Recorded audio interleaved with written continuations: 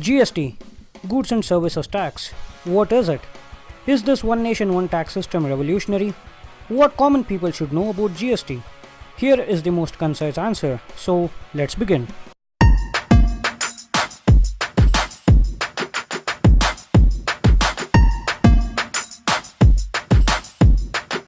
Welcome back friends. Before I tell you about GST, a short reminder of my third giveaway that's in progress.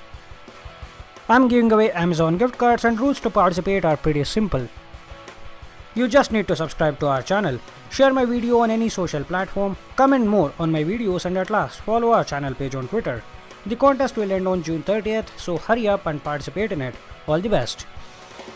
Now turning our heads towards GST. GST is an indirect tax throughout India to replace taxes levied by central and state governments. It's introduced under the 122nd Amendment of Indian Constitution and will be governed by GST Council, for which Union Finance Minister of India Mr. Arun Jaitley will be the chairman. As most of you guys already know, this tax system will be effective from 1st July 2017. Now let me give a brief explanation of what is GST and how it works. First of all, currently there are many taxes in India like food tax, value added tax or VAT, central sales tax or CST, commercial tax, income tax, central excise duty, entertainment tax, entry tax, luxury tax, advertisement tax and many more. All of these will be brought together by GST and will be addressed by a single name called Goods and Services Tax, effective from 1st July 2017. So why is GST so important? Currently, Indian tax structure is divided into two, which are direct tax and indirect tax. Direct tax just means its liability cannot be passed on to someone else. For example, you are paying the income tax. You earn the money and only you are alone liable to pay the tax. You just cannot pass its liability to someone else. So, it's direct tax. Best example of indirect tax is VAT or value added tax, where the liability can be passed on to someone else. For example, shopkeeper can pass the liability of VAT to the customer. So, customer pays the price of the item as well as the tax, which shopkeeper can later deposit to the government. This means customer is not just paying the price for the product, he is also liable for tax.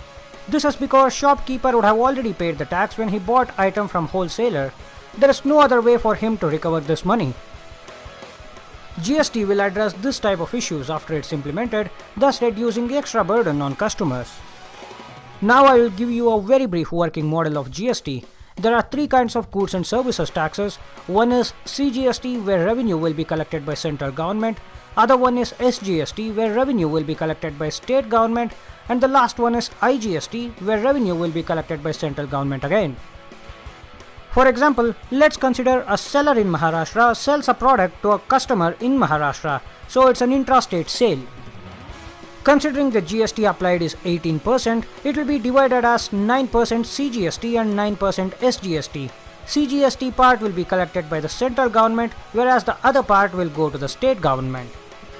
Whereas, if a seller in Maharashtra sells a product to a customer in Gujarat, it becomes an interstate sale. Here, entire 18% tax will be collected as IGST and will go to central government. But what most common people must know are the slabs of GST, and there are currently 4 slabs. Minimum GST slab is 5%, followed by 12% and 18%, and the maximum GST slab is 28%. But there are also special slabs like 0%, which just means for few products there is no tax at all. Another special slab is for gold, rough diamonds and other semi-precious stones. Gold will attract 3% GST, whereas rough diamonds and other semi-precious stones will attract 0.25% GST. For your information, majority of products will fall under 18% GST slab, and Indian government has categorized more than 1211 items under various tax slabs. For example's sake, I have included few products here that fall under various tax slabs. If you want a full list, I will leave few links in the description below. Head over there and you will be able to find all relevant information and full list of products that fall under all tax slabs. Now, in simple words, every common man's question, what will increase and what will decrease? Here is the answer. Many people are under the impression after GST is implemented, prices of all products will go up.